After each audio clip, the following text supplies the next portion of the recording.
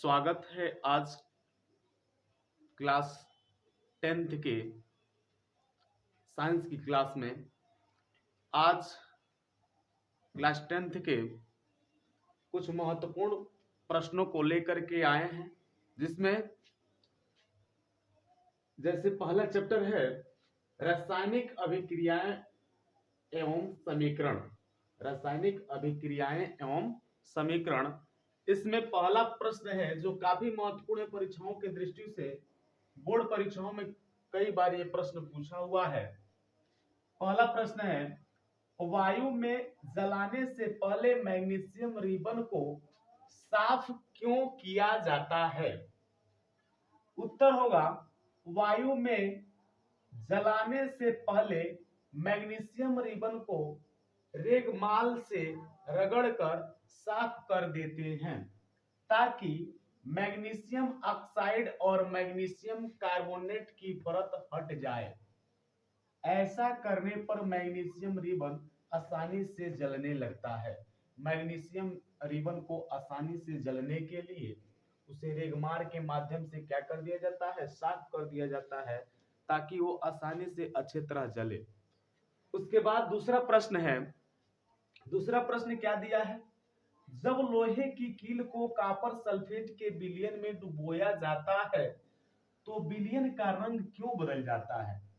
इसका उत्तर होगा, जब लोहे की कील को नीले रंग के कॉपर सल्फेट CuSO4 के विलयन में डुबोया जाता है तो विलयन का नीला रंग हल्का मलिन हो जाता है।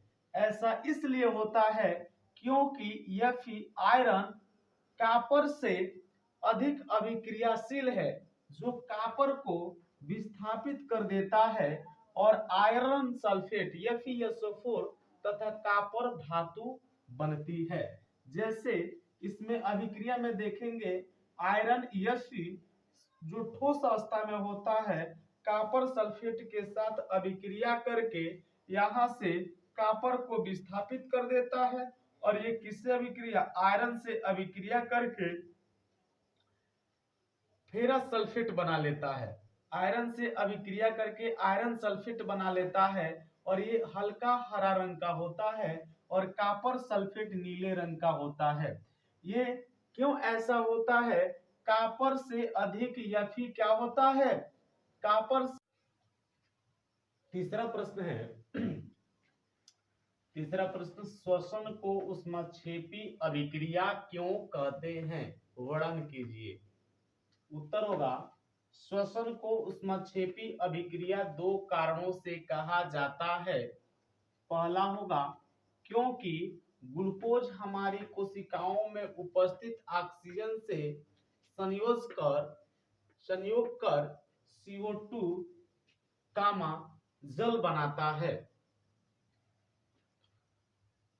दूसरा, इस अभिक्रिया में ऊष्मा ऊर्जा निर्मुक्त होती है। अभिक्रिया इस प्रकार होती है, C6H12O6 एक्वा प्लस 6O2। ये C6H12O6 एक प्रकार का क्या है? ग्लूकोज है। इसको हम ग्लूकोज कहते हैं, ग्लूकोज। ये ग्लूकोज से जब ग्लूकोज ऑक्सीजन से अभिक्रिया करता है तो ऑक्सीजन से अभिक्रिया करने के उपरांत कार्बन डाइऑक्साइड गैस निकलती है और कार्बन डाइऑक्साइड के साथ साथ जल निकलता है और जल के साथ ऊष्मा ऊर्जा निकलता है। कभी भी आप लोग सांस लेते हैं,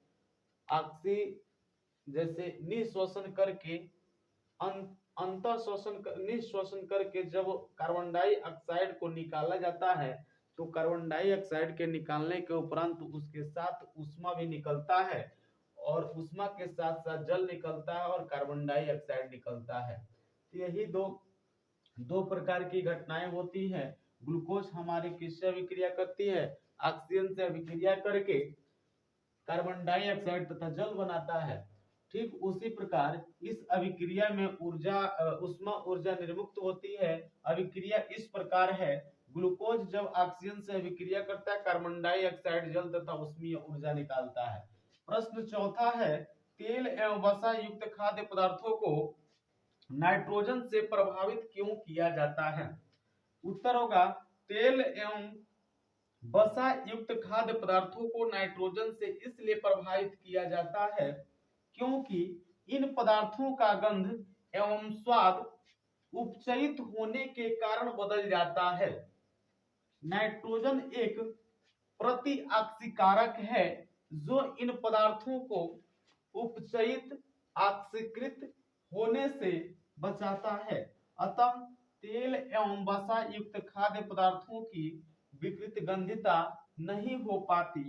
इस तरह वसा युक्त पदार्थ जैसे चिप्स खराब नहीं होते हैं। जैसे आप मार्केटों में चिप्स खरीदने जाते हैं तो उसमें क्या हवा भरा जाता है, वायु भरी जाती है, तो वो एक गैस होता है, उस गैस का नाम क्या है? नाइट्रोजन है। नाइट्रोजन क्यों भरा जाता है? क्योंकि वो तेल युक्त पदार्थ जल्दी खराब नहीं होता है, इसलिए उसमें नाइट्रोजन भरा जाता है।